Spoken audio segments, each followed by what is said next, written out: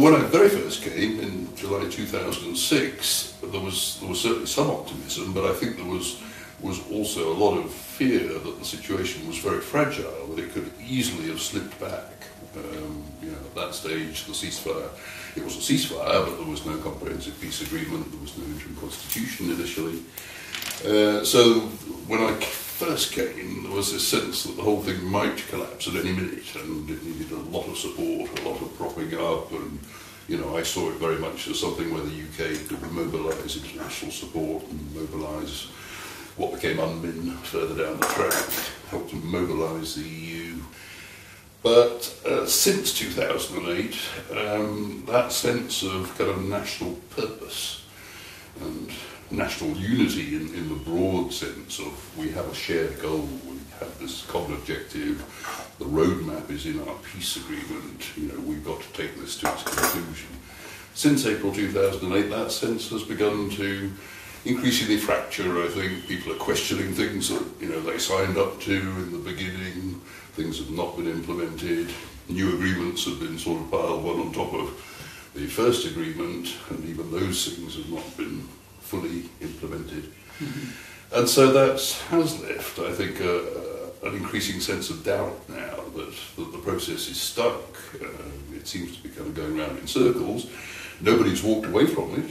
Nobody's talking of walking away from it, which is the good news. Everybody still signs up to those basic objectives, but they seem to have lost the track to actually implement it, to bring it to a fruition. Mm-hmm. The parties do have to find, and the leaders do have to find, a way to break out of this increasingly sort of circular argument about this can only happen if that happens, and actually they need to go back to the first principles. What was signed up to on the 21st of November 2006? Those were very, very good objectives indeed. The key thing is to implement those. It's not about who's in the government, who's holding the power at this particular moment. It's about all parties to that agreement actually rededicating themselves, I think, to those goals. It's difficult to pinpoint any particular thing that went wrong. I mean, obviously moving away, I think, from the obligatory consensus government idea to allowing the possibility of majoritarian governments, I mean, that then opened up competition between political parties, competition which in normal times would be exactly what you expect. But maybe that competitive nature of politics is not what you need halfway through a peace process, where you actually do need people to put aside, as it were, some of their narrower political interests. Mm-hmm. And as I said earlier, to be focusing really on the common objectives. And that's really what all the governments since 2008 should have been about.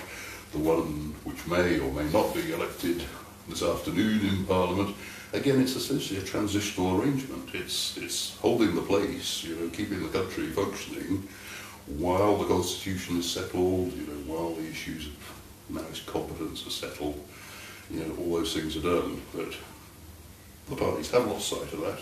Mm-hmm. I'm not sure what it is that can really redirect their vision to the future for everybody, rather than the future for individuals or the future for their particular parties. But that's something they should postpone until they've done the basic job. Mm. But if you look at those last couple of years, what lost opportunities were there to actually settle some of these fundamental issues and start moving forward with common economic goals, common development policies, a sense of planning for the future, which is what international partners are all about. I mean, we're not there with just a bit of sticking plaster to come in and do this or that. I mean, we want to assist in really strengthening Nepal's economy, strengthening your human resources through education, through health and all the rest of it, to build the future for the long term. It's very difficult to do that when no government lasts for more than a few months. The government is not really focused on establishing policies. It's much more focused on just hanging on to power, because each of these coalition governments has been weak as it is. So that's not a great environment for international partners to work on development issues. And of course it's not good for the Nepalese people, whose expectations were very much that, having gone through the peace process, having had an election, they're their representatives who are there really to, improve the lives of ordinary people, not to bicker about who's going to have power and how they're going to share the power. Yeah. The UN does not play politics in countries it's invited to go and assist with their peace process. So, I think charges of UNMINs in some way being partial are ridiculous and should not be entertained. But it is unfortunate that, because the parties themselves have not been able to resolve the issue. I mean, it was their issue after all. They were the ones who signed the peace agreement, and they said that within so many months we will have, settled the integration and rehabilitation issue. Please, UN, come and just do some monitoring, help us with the elections, and then your job is done. Well, it's not UNMIN's fault that the job is not done, and UNMIN is still stuck here, still, waiting for the end of its exit strategy, basically. It's powerless because of its mandate. It's powerless to drive an exit strategy. It's not a political actor. It's not able to intervene in the peace process. It's really stuck sort of waiting and watching until the politicians are able to make some progress. So I think it's very unfair for politicians then to start, blaming UNMIN for the fact that, politicians didn't actually get on and do the job that they agreed to do. And so the peace agreement had the Truth and Reconciliation Commission provision there, which is one way of tackling those issues.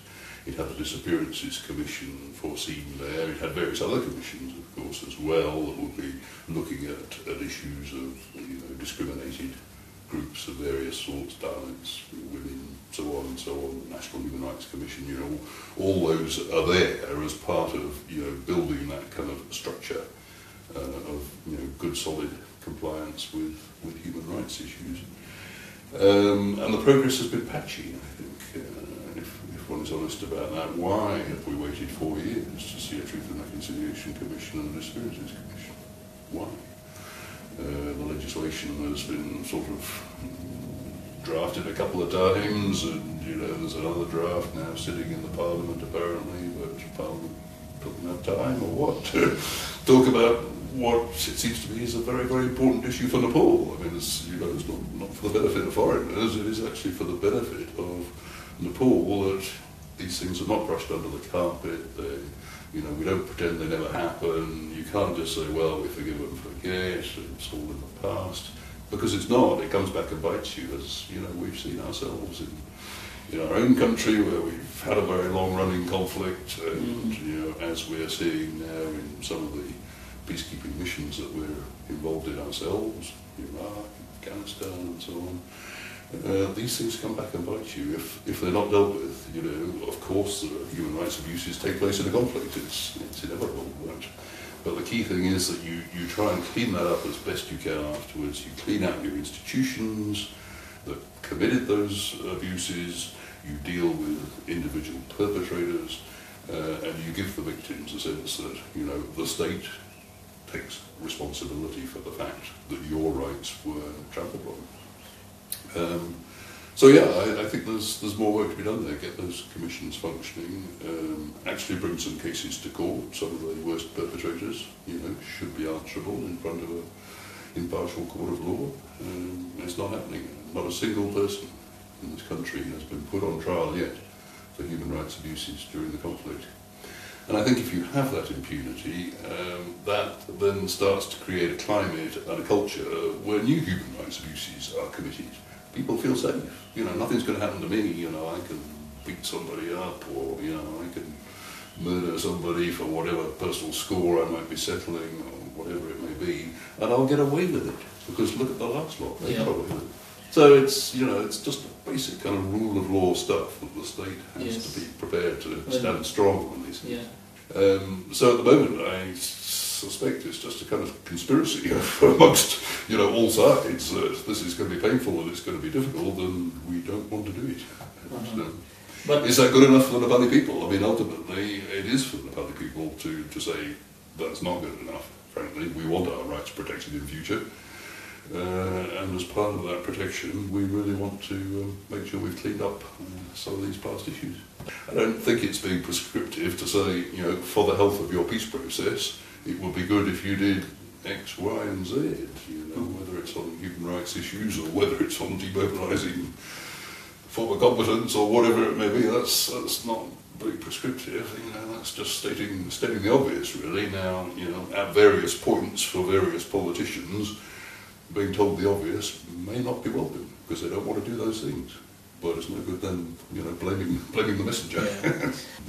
So, in all those respects, I think if we take the long term and we don't just worry about what's going to happen in politics next week and what your headlines are going to be tomorrow, but if we look over the next 5, 10, 20 years, I think we will continue to see big changes in the right direction. Mm-hmm. It will turn out good in the end, and we just have to keep on working together.